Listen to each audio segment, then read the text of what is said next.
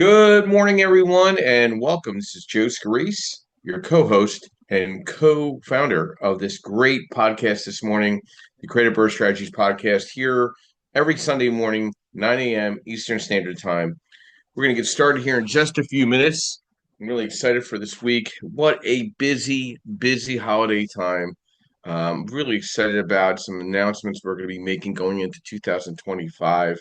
But I'm going to do a quick share, of course, and get myself started here in just a few minutes. But very busy week with the market, presidential election, budgets, all kinds of things going on. It's kind of very exciting and yet mysterious going into 2025. You know, where the rates going, where the economy's going, where's housing going. It's just going to be electrifying going into 2025. And again, we'll have some announcements over the next few minutes. We're hovering close to our 90th episode, and we're in season two, and we're really pumping out the great podcasting efforts from our sponsors and our support. We wouldn't do it without them. Just doing some quick things here, just cleaning up a little bit. Give me a quick minute. So some updates. We have some great sponsors, of course. I want to go over that real quick. I want to thank Mr. Gerardell Perkins of Perkatech. He has been our social media architect, our pretty much our Oz in the equation to our podcast. You know, if it wasn't for him and our partnership and friendship, we wouldn't be here. Okay, so that's one thing, and you really want to sit down and have a one-on-one with him and how to, you know, capitalize on your social media. And then I want to thank MB Capital, where I'm a referral partner, providing referral unsecured business lines of credit for real estate investors nationwide. We're really aligning on some great business right now with our clients and just getting them in front of a lot of opportunities and money, of course. And I'd like to thank Miss Linda Pelagas, who's been a great support individual to our events. She is with Realty 411. She provides a national publication as well as national events throughout the country for real estate professionals and services. And then I want to thank Lenmark Capital, where I'm a senior loan analyst providing asset-based lending nationwide, DSCR, fixed to rent, fixed to flip, new construction, single family through four family, multifamily, and mixed use advisory and strategy. And then I'd like to thank now my new affiliation with Elite Dealmakers, Jim Ingersoll out of Richmond, Virginia. We are now reopening events under his veil of deal makers. So we're lead deal makers in South Jersey, Philadelphia, soon to be Lehigh Valley, as well as North Jersey. So we're going to kind of take a approach of North and South Jersey, Lehigh Valley, and Philadelphia. We're going to have educational events every single month, providing consistent theme of education, networking, and strategy. And I think it's definitely something that's needed. I'm seeing a lack of good insight on masterminding and really helping people break barriers and having transformation.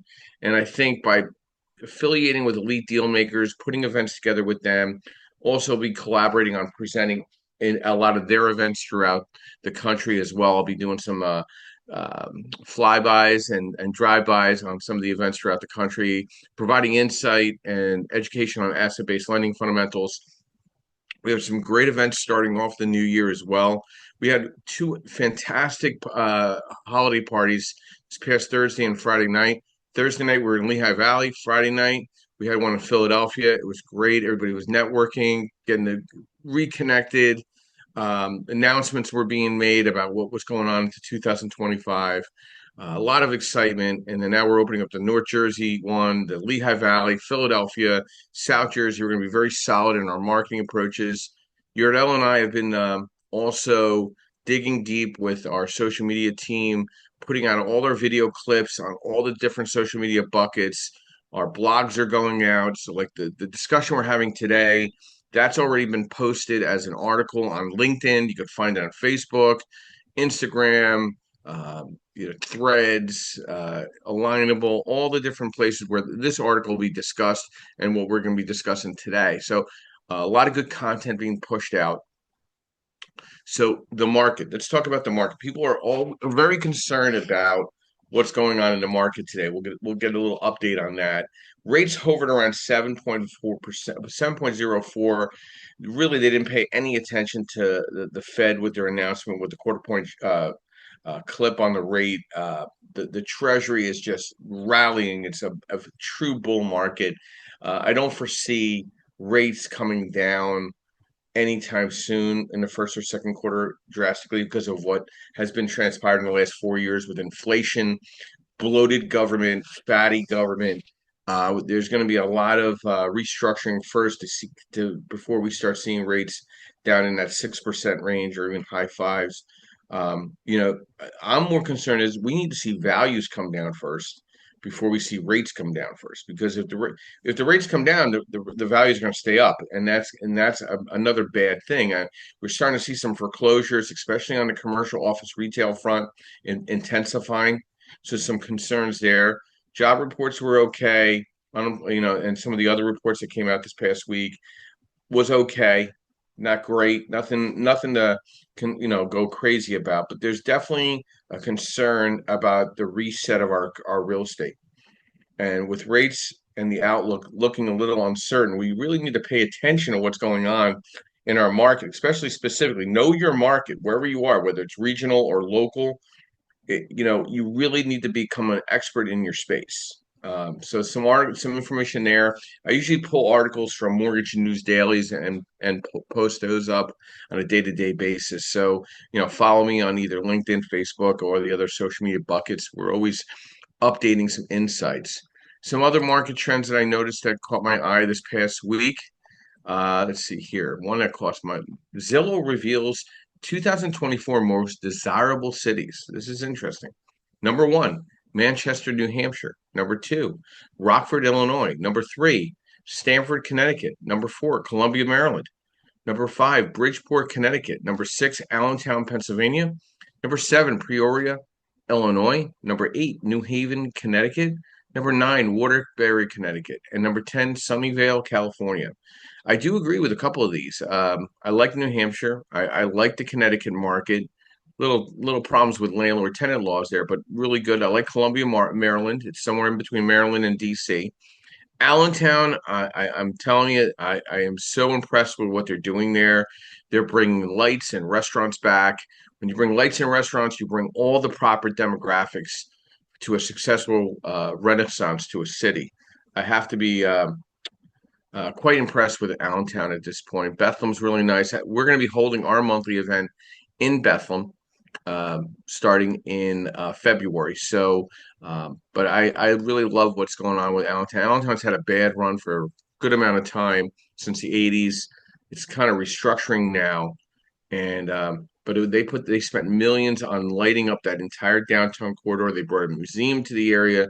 So I'm a real fan of that. I do like Stamford, Connecticut a lot. I think it's a little inflated. Manchester, New Hampshire, like I said, I like that. And Maryland, I like a lot too. There's some places that didn't catch that weren't there, but some other ones that kind of were in the bottom half there that caught my eye was like some Rio Rancho, New Mexico. I thought that was interesting. Fort Collins, Colorado, Cary, North Carolina. So again, some other opportunities there that Zillow kind of pointed out. And let's see here. There's any other article that caught my eye. Oh, quarter three commercial mortgage delinquencies are ramping up. Like I tell you, got to keep an eye on what's going on in the commercial space, how that will bleed into the residential space. All right, so let's get started with our discussion today. Real estate syndication, understanding syndications, like what is the deal? Like we see all these people pushing this agenda that's out there, and I see a lot of syndications in trouble because they really don't know how to underwrite. There's a lot of questionable individuals putting together these syndications toward real estate acquisition, primarily in the multifamily space, and you're starting to see a lot of them going sideways. I know of three that are not doing very well here in the Pennsylvania market, and they're all somehow interconnected. But understanding syndication fundamentals in real estate is essential for investors, sponsors, and anyone that looks to participate in the real estate market through collective investment vehicles. What is a real estate syndication? Real estate syndication is a process where multiple investors pool their funds to invest in a single property or portfolio of properties. This allows individuals to invest in large, more lucrative projects that would be difficult or impossible to finance on their own. But a lot of these syndicators really didn't evaluate rates. They underwrote just a very good market, didn't foresee anything going sideways, and they got caught with their pants down. So, some key players in the real estate syndication you need to keep in mind: one, the sponsor or the syndicator; two, the investors or the limited partners; three, the property manager, who's going to property manage out that asset. Types of real estate syndications: equity syndication and or debt syndication. And then the benefits of real estate syndication: diversification, access to larger deals, passive income, tax benefits. Some risks of challenges: risk of loss, illiquidity, dependence on the sponsor, and how to structure a real estate syndication: entity structure, the operating agreement, securities compliance. And I want to make sure it's very clear. I am not an attorney. I'm not a syndication attorney. We're talking about this from a 50-foot level. So anything I say, you need to go and talk to a responsible third party that's licensed and secured in this discussion. And the best practices for sponsors in syndication is clear communication, transparent accounting, and experience management. And the best practices for the investors is due diligence, clearly defined investment goals, and regular monitoring. By understanding the fundamentals of real estate syndication, investors and sponsors, it can navigate the complex world of collective real estate investing and making informed decisions to achieve their investment goals. But if you don't have appreciation and you don't have value adds and rates go up and you're using a rate of like 5% and suddenly it's 7%, you're upside down in your deal on the way out. So you really have to pencil your deals down smarter. And one of these weekend workshops is just not going to justify it. You need to entrench yourself in understanding the entire commercial space. It's so important. It's just not a gloss over at a weekend workshop. I'm not trying to knock them, but it's bullshit, to be honest with you. And I'm seeing a lot of people in trouble because of that fact. And that's why we're having this discussion today, because I have had a call with several people talking about um, the good and bad and ugly of what they're going through. So I'm going to talk about the cons of this, not the pros. You have limited control. There's fees all over the place. So you got to really see what you're doing, and you're really market dependency. Your returns can be influenced by market fluctuations and posing a risk factor for investors. This is very serious stuff. You're going to put $100,000 into something. I want to know the credibility of the people that are syndicating the deal. Okay. And I know three personally that are not having a good time with syndication. They were way over their pay grade. They're not very smart. And now you're starting to see cracks in the surface in what they're investing in. Okay. So you really need to pay attention as a real estate professional. I don't like to talk the negative, but I need to be observant to the market. So if somebody asks me, hey, listen, what's your thoughts on this type of syndication? I'm going to be like, listen, where's the property? What are you buying it at? What's the rehab cost? What's the after repair value? What's the DSCR in the market? What's the rental market? Is it a class C market? Is it a class B market? Are you taking the C to B? Does it have any mixed use to the property? Who's going to be that tenant or tenants? Is it under 30% where you could take it out on a Fannie or Freddie side? These are some very deep questions that you need to understand before you start throwing money at these syndicators that are telling you some great story. There's a lot of story. There's a lot of just fraud out there that you have to concern yourself with when it comes to syndication. I don't think it's done meaningfully, like it with true, like that's what they want to do. But eventually, what happens is these syndications go awry, and you have to concern yourself that they don't. You know what you know, and you know what you don't know. So my concern would be that they probably are not just understanding the issues, and then when the boat's leaking or sinking, now they're starting to lie because they don't have anything else to cover themselves up with. So you got to do your homework on the market, the property, the surrounding properties, the surrounding market, the neighborhoods. You got to take a deep dive approach, and you got to see the structure of that LLC and that syndication. Now we're going to have a discussion on this in, I think, March. We're going to have a syndication attorney come out and discuss this in Lehigh Valley because I think it's important. So I'm going right for the jugular and getting the right education in front of people because I think it's important because I'm not a syndication expert. I'm a lender. I know what I'm good at. I focus on that every day. I don't try to pivot here or there. So we're going to start off with a special guest. We haven't seen him in quite a while. Mr. Bob Cheswick, good morning and welcome. Brief overview who you are, what you do, and thoughts to our discussion on understanding syndication fundamentals in real estate, and then give us an update on LLCs, what's going on in the market, because, I've known you, 14 years now? Yeah, 14, going on 15 years it'll be in January because we met at that event in January 2010. Exactly. So what's going on, Bob? Let's get an update with you. Okay, so hi, I'm Bob Cheswick, president of Chespin Corporation, setting up LLCs and corporations for people. I'm not a lawyer, so I'm not here to give legal advice. Sorry for my prolonged absence, but between some technical difficulties with Clubhouse and just a lot of things going on in my personal life, I just have not had a lot of availability outside of working hours to get on here. So thank you, Joe, for reaching back out and kind of dragging me back onto the platform. It's been a while, and I'm glad to be back. So syndication, when looking at it from the entity standpoint, I had to do some homework to refresh myself on these because in the incorporation world, syndication means something totally different than in the real estate world. So when I was doing my homework, something I basically nice one there, Joe. By the way, thank you for the graphic there. The biggest issue with that I would see on my side is when you're looking at the structure of a syndication, pay very close attention to where you sit within the contract of that deal.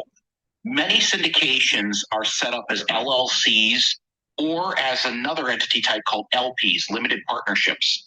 Now, it's very important to remember that if you are a limited partner, either in an LP or an LLC, to meet the IRS's definition and the legal definition of what most states will define as a limited partner, that means you are handing over the money and getting back and letting other people run the business.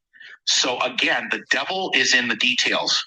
You may be entitled to portions of the fee of the profits, but that might be reduced by fees. You've got to read that contract super carefully to see what your responsibilities are and what your ability is to cash out on in the unfortunate event that the deal goes sour.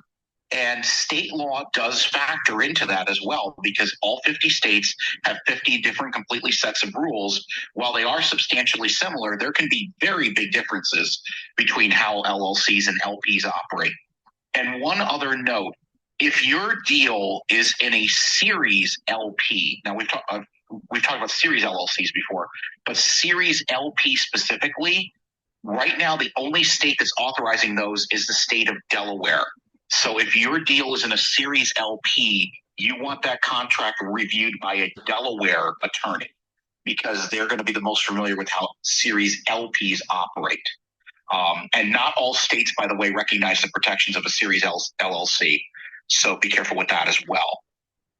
Now, as to what Joe had brought up, what's going on in the LLC world, back earlier this year, I was warning people about the addition of the Corporate Transparency Act, or the Beneficial Ownership Information Reports. The rules basically say that if you formed an LLC or corporation before calendar year 2024, you have to register by New Year's Day 2025 to avoid fines and penalties. Any business formed during calendar year 2024, you have to register within 90 days of the formation of the business. And starting next year, 2025 and later, you only have 30 days to register. And that includes disclosing information like your EIN, location of your business records, and photo IDs of all beneficial owners of the business. These are disclosed to FinCEN, which is a law enforcement agency of the U.S. Treasury. There's no cost to do it if you do it directly through FinCEN, but the filing requirements can be complicated for businesses with multiple partners. Now, very important to understand, a few weeks ago, a federal judge in Texas issued an injunction against enforcement of this law. So as of right now, you are not required to file anything unless the injunction is lifted. The federal government has appealed the injunction, and the Fifth Circuit Court of Appeals is expected to rule on it by December 27th. If they lift the injunction, you will have 4 days to comply. And the system crashing, which it keeps, FinCEN system crashes.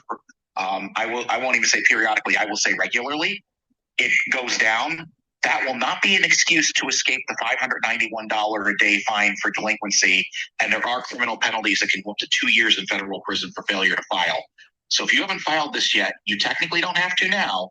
But if you do have to file and you don't, you can be fined or even imprisoned by the federal government because this is considered a national security law. So that's kind of where that's at. I don't want to hijack a whole room for that purpose. That's something I could talk about on a separate room or separate stage if there's enough interest. But that's the current comings and goings with LLCs. But back to the syndication thing again. Read the contract, read the operating agreement, read the partnership agreement. The devil is in the details. Joe, back to you.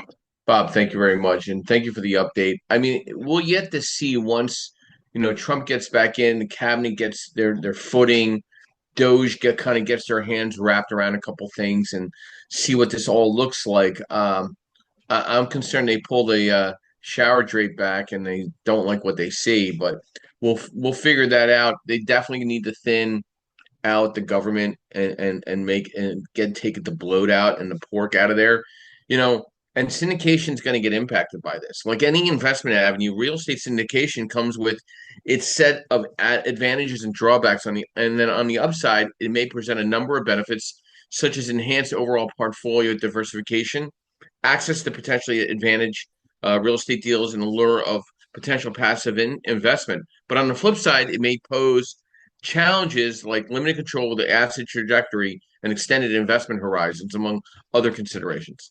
We're going to explore the syndication pros and cons in a few minutes again and discuss due diligence for your upcoming, thoughts in syndication if something presents itself. We'll go next to ladies first, of course. Daphne, good morning and welcome. Brief overview, who you are, what you do, and thoughts to understanding syndication fundamentals in real estate. Oh gosh, I hate these intros, but good morning and thank you for having me on the stage, Joseph. Always appreciate your space on Sundays. My name is Daphne Christine. I'm a lender and investor here in Charlotte, North Carolina, and I'm just getting into syndication. In 2025, I've hired an attorney and some other coaches on my team to make sure that I am making sure that there's all the T's and the I's and everything is crossed as I move into this next level of investing. So I'm just eager to partake in this conversation and see what I can learn from you fine folks this morning. Thanks for having me. Thank you. And yeah, it's a very big learning experience. And there's a lot of people out there that are not licensed and not putting themselves in front of people that are licensed and educated in syndication.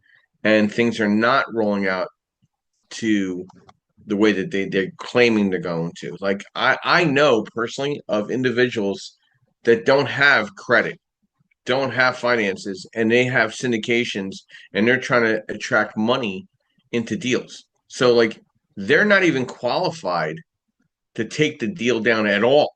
Like none. They can't buy bubble gum, but they're raising hundreds of thousands of dollars from others for their deals. And that makes me nervous because where is the exit strategy? Like, who's the personal guarantor on this loan? Like, who did you suck into this deal?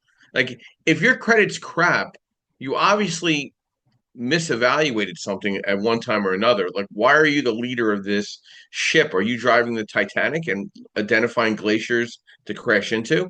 So I'm always concerned when I see that. I have to stay quiet because I know too much of some people and I have to kind of say, hey, maybe you might want to look at other options other than that one, or consider other options. I can't just say, hey, listen, they really don't know what they're doing. And maybe you should look something else. Maybe you should put your money in a CD.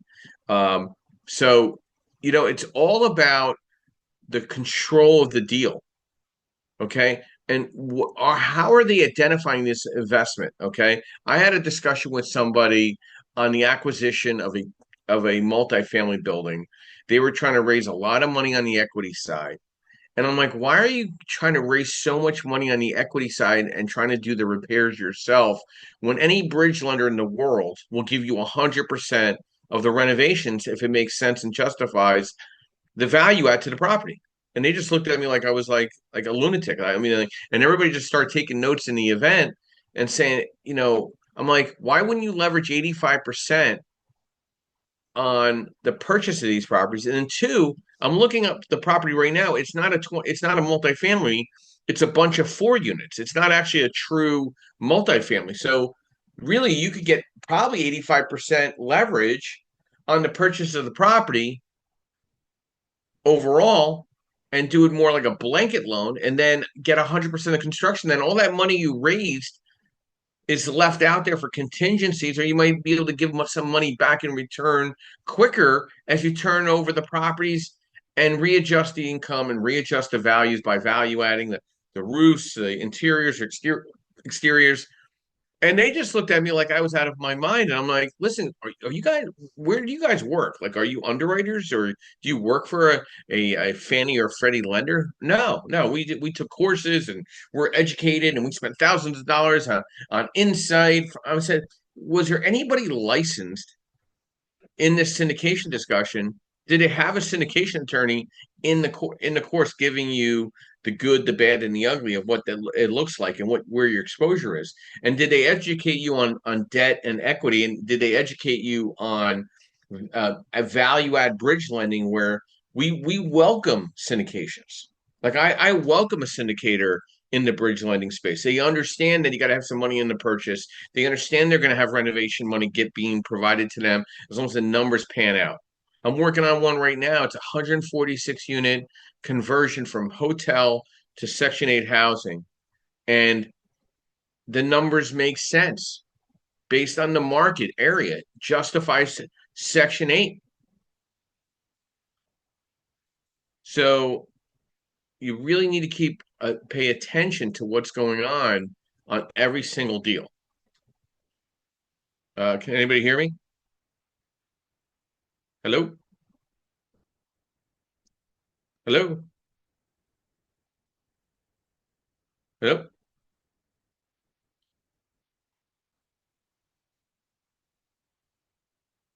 Can everybody hear me? Hello? Hello? Can everybody hear me? Yep. Hello? Can everybody hear me? We're having a malfunction here. Hold on one second here. Uh,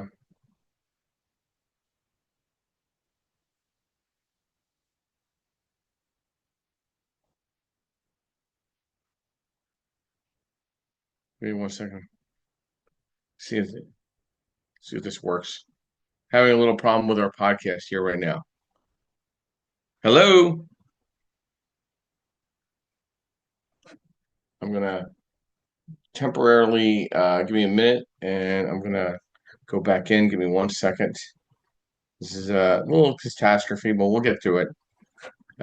Give me 1 minute on this podcast. Hold on 1 second. Hello? Can everybody hear me? Can anybody hear me? Hello? No. Bluetooth is on. Turn your Bluetooth off. It's on. Why is my car? Not your car. The landlord. Turn it off. It is off. Turn your Bluetooth off. I don't know how to do that. So I'll help you. sorry, guys. Give us a minute here. We got a little difficult. Yeah. Settings. Settings. Stop.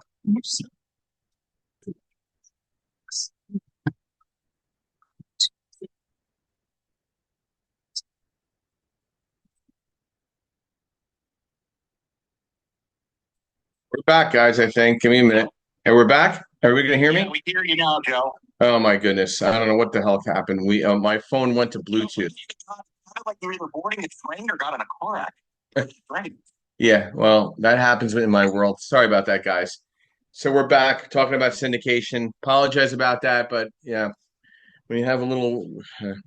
We'll just keep moving along here. Where did we end off last? I think you were just kind of going over. Uh, I forget what you were going over actually, but you were talking. Unbelievable. So sorry about that, guys. So let's talk about get back to syndication. Steve, good morning and welcome. Brief overview, who you are, what you do, and let's discuss understanding syndication fundamentals in real estate. Steve? Now we lost Steve. Bob, are you there? Yeah, I'm still here. Steve's silent. I don't know if he realized it got Steven, exit and enter the room again. That might bring you back. Well, we'll skip Steve for now. He'll text me when he's available. Justin, good morning and welcome. Brief overview, who you are, what you do, and thoughts to our discussion, understanding syndication fundamentals in real estate. Good morning, Justin Jefferson, in Baton Rouge, Louisiana, Southern Louisiana market. Done a bunch of things. I'm not a syndicator. I have raised capital for my smaller deals and so on and so forth. Um, but to my understanding, over the past several years, obviously the deals you'll be investing in with a syndication are typically your 1 year turnaround. They usually going to last at a minimum 2 years, 3 to 10 years, and beyond.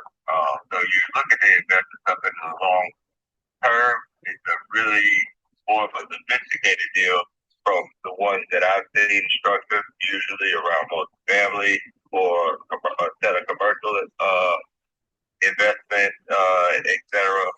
So my thing is always this one of get a lot of legal to do that. I would also recommend being relatively familiar with whatever investment it is to share the risk with. Um, Things I think, like I said, you want to be aware of, and so just being aware of the financial climate. This is be a return on your money based on a risk you're taking in a particular market. So there are 3 or 4 layers where risk is involved, where there's a set of risk involved, right? With each one of those. So you just want to be aware of that as well. And I think the most important thing would be the track record of the syndicator. We all want to help our friends. We all want to, help somebody get off to a good start. If you're not an expert in it, I would recommend getting with expert syndicators, people who've been maybe even second generation syndicators, right? Companies, right, that are on their second generation. Or not even that, just somebody who has at least 15 or so years of experience, enough time to be on both ends of a cycle. So I think that just from every testimony that I've heard over the past couple of years, it's been a hot topic it's been about years. It's been a major topic, but before that, it was a pretty common conversation. There were a lot of deep dives in it. So just from what I'm saying, those are my thoughts on that. Yeah, you got to find the right property. You got to research the market. You got to run the numbers. You got to put together a syndication. That's going to cost anywhere between $5,000 and $10,000 if you're going to do it yourself. Then you got to identify the limited partners. You got to identify the personal guarantor. You got to then negotiate terms on an investment or a subject property, structure the deal, identify a lender that's going to obviously structure and recognize the syndication and who the guarantor is, and then close the deal. You know, they make it sound so easy at these workshops. My concern is that they're not giving you enough information. They're giving you enough information to get you in trouble. And most of them that are offering these workshops are looking for you to give them your money instead of you going out and doing your own syndication. How do syndications make money is in the value add and the appreciation and the payout for the limited partner that puts it together and getting their name recognized in a deal. Okay. I think that's good. I like the idea. My idea of a syndication is find an experienced borrower that needs a little money to put down on a property, right? And take a 5 or 10% ownership in their LLC based on the equity participation into the deal. And you're just a limited individual in the ownership of the property. And I don't think there's much difference in it. You just have to structure it correctly with the operating agreement, but you still get the same recognition of ownership in a multifamily transaction, whether it was a value add or a turnkey DSCR or cap rate play on a property. And then you could take that, and then now you get recognized with experience to lenders. So I mean, you got to remember the most important questions a lender wants to ask is the guarantor.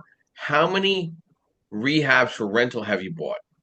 How many rentals have you bought in the last 8 years? Those are two very important questions. That is going to categorize you from an A plus borrower to a D plus borrower. Okay. If you have zero of those, you have no experience, which is fine, but the buy-in is going to be much heavier for you. But if you have somebody that has, I call them the gray hair person, right? They have the experience, they have the longevity in the business. I'll give you an example. I recently spoke with someone that has probably close to $10 million of free and clear mixed use buildings in a very specific market. And now they want to collateralize those properties, create a fund, and identify single family through four family and buy properties within that fund. And they want to kind of pop in and out on that money and just go aggressively after portfolios, refurbish them, throw them into Section 8, manage them out, and just make 2 to 3% on their money every month, up and above what they're making also on the current properties. I think it's a great idea because I love the market where they're in. They're very experienced. They're a construction outfit. They have management in place. They have all the subs that can get in there to turn properties over.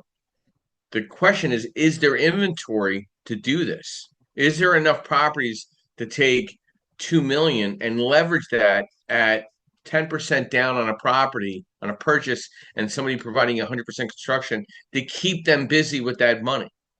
How many times can they turn over that money? If you're just buying one multifamily and there's mistakes made or management doesn't facilitate the property correctly, what is the end result to that asset? I mean, you're expecting to make double-digit return on putting your money into a syndication. And then when it comes time, you're getting only small single digits because somebody did not calculate the income and expense correctly. They didn't calculate the rate correctly. They didn't calculate the value add component to the after repair value or the current value of the property. Stephen, are you there? Brief overview, who you are, what you do, and thoughts to the discussion. Understanding syndication fundamentals in real estate. Still can't hear you, Steve. Steve is silent, Steve. Can't hear you. Bob, can you hear him? Bob going once? Bob going twice. Justin, can you hear him? No, I can't hear him at all. So we'll try to get back to Steve in a minute. But Bob, what's your additional thoughts to our discussion here? Just listening to what it comes down to, it like I said, I don't do real estate syndications myself, but just listening to the issues that pop up, it's like I said, coming back to looking at how these deals are structured. I see day in, day out people that are setting up either real estate holding LLCs. Obviously, they're not syndicating, but they're partners going in, or just even other types of business deals that are very similar. And again, the whole thing comes down to what's written into these contracts. I just had a customer that went, shall we say, pie in the sky a couple months ago and formed a ton of companies because they were going to get into some big deal. It wasn't real estate related, but the same idea that they were going to have all this money flowing in and everything. And a couple weeks ago, they emailed me saying, well, the deals fell apart. Is there any way I can get my money back? Like, no, that doesn't work that way. So once you set up the company, you're stuck with it and you have to pay to shut it down. That's how it works. But again, my biggest concerns with it is the devil's in the details. But in particular, also, if the Corporate Transparency Act does come back into play, if the injunction's lifted, or if eventually the U.S. Supreme Court's going to get involved, be mindful that based on your role in the business and or the amount of money that you're putting in on the syndication, you might be considered a beneficial owner for the purposes of reporting to the CTA, and you can be personally fined or jailed if you don't submit the information, which is going to include photo IDs and all that. So you pay extra attention, and honestly, have an attorney review, your own personal attorney, not theirs, review the syndication contract before you get into it, especially if CTA, the Corporate Transparency Act, comes back into play, because you may have unexpected legal obligations to that the GPs might not be following through on. So be careful with the syndication deal. The Corporate Transparency Act definitely put a wrinkle in it.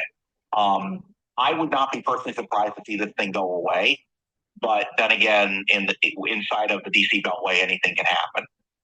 But again, the devil's in the details, and also just make sure that if you're involved, that you're not classified as a beneficial owner in accordance with the Corporate Transparency Act rules. And by the way, beneficial owner definition for the Corporate Transparency Act is not the same as it is for state or IRS rules. They are two completely different definitions. Go back to you. Yeah, so for the majority of investments, when you factor in profits from a sale, after a 3 to 5 year projected hold time, that's what syndications usually are. You're supposed to see 15 to 20% return on your money, right? If it's not being invested correctly and carrying the risk of market fluctuations and management and unexpected economic events, a lot of these guys and gals that are in syndications, they don't come from a Wall Street background. They don't have Wall Street background. None of them have a resume that they were on Wall Street. None of them worked for a capital group. None of them did analysis or audit or underwrite. They took a course, maybe a couple courses. They did a couple of these kumbaya events where they paid 20 grand to go hold hands and talk about their opportunities in real estate. And at the end of the day, there's no depth in insight on a market, understanding economic turns, understanding rate fluctuations, understanding the treasury, understanding regional impact to the where the property is, the asset. Buying low and making money on the high doesn't always work in some markets. Are there jobs coming into that market? Is there a concern about crime? Or have you done crime reports on the properties or the locations? We're starting to see more underwrite on crime reports just because people there's not enough inventory in better markets, so they're going into worse markets and taking heavier risk. Rehabs are heavier. Is that value add makes sense to the market, right? So like, I don't know, putting granite countertops in a certain market compared to laminate countertops, is there any difference in the rent? Does it change anything? Okay, if you have laundry centers and elevators and a community center to the multifamily, coffee every morning, what does that do to what type of demographic are you attracting, right? Like I was recently down in Fort Lauderdale not too long ago, and I was staying in the area where it kind of used to be kind of the hoodie area. And now they're restructuring, putting these beautiful eat, work, and live malls and eateries. Now, it's going to bring the people over there. Okay, this is for the last 20 years. This was the worst area for Lauderdale, and now it's going to be this nicer area, not too far away from the Hard Rock Casino. Who's going to be living in there? Like, what's the demographics of it? Is it 25 to 35? Is it 55 plus? They're trying to do something right now in the Atlantic City market, right? If you bring lights, you bring people, you bring restaurants, you bring people. It's along the waterfront. You got this $1 million promenade with just empty land in front of it. Eventually, somebody's going to take the risk and bypass the idea of the concerns of crime and push that out of the way and bring multifamily developments with restaurants. They've done it in Long Branch, New Jersey. They've done it in Asbury Park. If anybody has ever been to Asbury Park, it's an amazing transition of what they've done leveraging the shore. And they kind of just push the crime out of the way. Now, is there still crime there? Yes. You got to keep your eyes wide open. Yes. But is there definitely appreciation and stable environments there? Yeah. Are they good investments now? No, you kind of missed that window. So you got to find that next value add opportunity that presents itself. I'm going to come back to Daphne real quick. Daphne, any additional thoughts to our discussion or statements in regards to understanding syndication fundamentals in real estate? No, this is really valuable. I just appreciate being part of the conversation. Thank you. My pleasure. So let's try to see if Steven is back. We had a couple mishaps this morning. This is Joe Scarice, founder and co-host of the Creative Birth Strategies podcast. So hopefully we'll have some normalcy here for the next little bit. Steve, are you there with us? Steve, we cannot hear you at all. Steve is out of commission for the time being, but we appreciate his presence. There's something definitely going on with your sounding board there. Justin, some thoughts to understanding syndication fundamentals in real estate. Am I saying anything that's out of sorts that you haven't heard before or at least thought of? No, not at all. And I think it's, like you said, it's kind of important to lean into, their experience. So, and just what's going on in the market. If you don't know the basics yourself, I think it's really tough. And then putting all of that into somebody else, it's a big risk. It's a big risk to take. And in my opinion, more sizable, closer to you investments are a much better way to, first of all, probably get a better return on your investment, and increase your chances of actually getting what you expect out of the deal. So, do some homework, like Justin's saying, like check out your top 5 real estate syndication companies to consider, just to look at and see what they're offering and what they're extending. Have you ever heard of Fundrise? Have you ever heard of Crowd Street? Have you ever heard of Equity Multiple, Yield Street, or Realty Mogul? I mean, Fundrise has been around a while. I mean, look in what they're saying. I'm not saying invest into them, but do your research. I mean, this is a very speculative part of the market. Like when you're providing one of maybe $100,000 deposits or $50,000 deposits or $25,000 deposits into an asset that you don't control. Other parties control this. So there's some disadvantage. You don't control the steering wheel. You don't even control the gas pedal. So there's a lot of consideration of you got to spend money, right? It's not on a course. I would first retain an attorney in the syndication space and sit down and pay time to have time consultation with them. I think that's way more valuable than taking a course with somebody that's really just trying to obtain your money. Like, I mean, how much could it cost to sit down with a syndication attorney? What they charge? $400 an hour? So if you spend $2,000 with 2 to 3 hours with them, do you think you're going to get a lot more benefits and understand contractual agreements and the relationship between personal guarantor, the GP, the limited partnership, the asset itself? What should I consider? What are the successful syndication thresholds? What should be my buy-in? What should I be looking for in the individuals that are putting together the syndication? As we go through economic changes, which we will, okay, there's going to be shifts in the market in 2025. I feel your malls, your office retail, commercial buildings are going to have massive shifts. And how does that bleed into the multifamily space? And then how does that bleed into single family through 4 family space? What does that do to rental comps? What does that do to the comps in the market? What does that do to cap rate? What does that do to DSCR?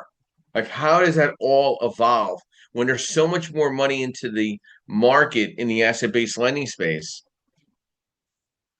compare to where it was in 2008? We're going to do one more try with Stephen. Stephen, good morning and welcome. Brief overview who you are, what you do, and understanding syndication fundamentals in real estate. Sorry. Yep, we can hear you fine. Okay. That was weird. Restarting several times in the term. All right. So real quick, I am not experienced this space too much. I've been looking at some syndications over the last couple of years, and we're probably doing a self-storage one coming up in the spring. My team finding the property and so on and so forth.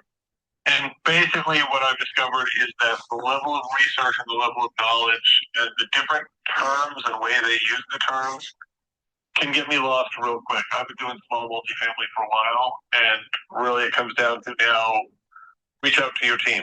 Get the right syndication attorney, get somebody like a Joe or somebody else experienced in understanding these terms. Get some people on your side to help you understand. And don't necessarily, if you did take a course like I did in self-storage, if you took a course, don't necessarily let your coach be the be-all and end-all of the answer. Bring in your own people, because a lot of those course coaches get a piece of the syndication, and that immediately kind of taints their position on what they're offering you. So bring in your team, get your team. For me and my partners, we actually met last night and agreed that we've been doing real estate for a long time, but we need help because these terms and the way they lay out these terms and how we should lay out these terms, we need a team to put it together for us or with us, or to review somebody else's put together.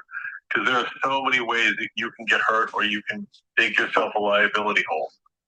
So I think team is about all I've learned so far. You know, some mistakes that can occur when syndicating real estate, and this is tied into what Steve's saying: hiring the wrong attorney, paying or accepting commissions, too many managers, too many spoons in the soup, closing without enough capital. I've seen that before. Chasing whales and not having a coach. And I saw somebody post, "Hey, who would be the best coach for you? Like, I need a coach. I want to transform in 2025." And some guy put Tony Robbins. I've been to Tony Robbins courses, and it's great temporarily, but you need a local ground floor coach or mentor, right? That the whole whale concept, it doesn't work here.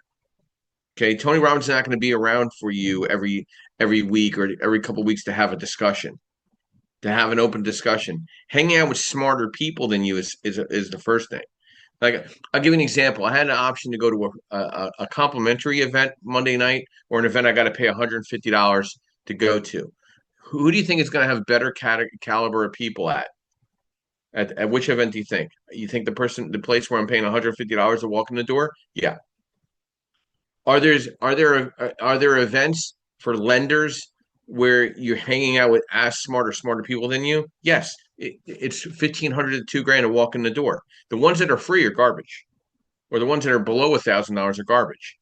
If you're not spending at least $1,000 to $2,000 to walk into a lending expert room, you're not in the right room. You got to be in the right room. You got to figure out, you want to be in the right place with real estate syndication. You want to hang out with an attorney that knows that and see what they've done in syndication. It shouldn't be their first syndication structuring. I want to take a step back because we have a great educational event coming up January 11th, and it costs nothing for you to attend, but what it does cost you is your time throughout the day to teach you how to underwrite deals from a lender perspective. I'm going to share my underwriting tools for you to price loans out, whether it's a single family through four family, whether it's a multifamily building, whether it's new construction, whether it's fixed to rent, fixed to flip. It's January 11th in Philadelphia, and we're going to dive into underwriting deals for you to price out for yourself or others. We're going to teach you what white label marketing is, right? We're going to make you the better real estate investor. The better real estate investor knows how to structure their own deal out and price their own loan out. When you're at that level, there's not a lot of other people you need to depend upon. So I've put together this course. It's also CE credited for any licensed real estate agents. It's 3 credits in almost every state except a couple that are only 2 credits. I wrote the module, so I'm published with it. I teach it at Temple University in Philadelphia, and I teach it at Rutgers Newark University in New Jersey. And I think, we're going to have some really smart people in that room. We're going to talk about how to structure the deal, how to understand how to underwrite the deal, what is the current pricing in the market, what's your leverage allowability based on experience or inexperience, how to structure that LLC to make sure it works. Because syndications are going to be successful when money is getting tighter, but they're only as successful as the power team that's put together in place. And you want to be one of the smartest people around. Now, you don't want to be the smartest person in the room of a syndication because now you don't have as many smart people helping you get to the starting line on a good deal. I think you have to have concerns about who the attorney is, who the limited partners are, who the general partner is, where their experience level is, doesn't match with the asset that you're putting your money into. Should you be the general partner? What does that look like? And what are you looking for? What should you be requesting as a general partner? What do you think a general partner should ask for to manage out and have their neck on the guillotine on a deal? You got to think about all this.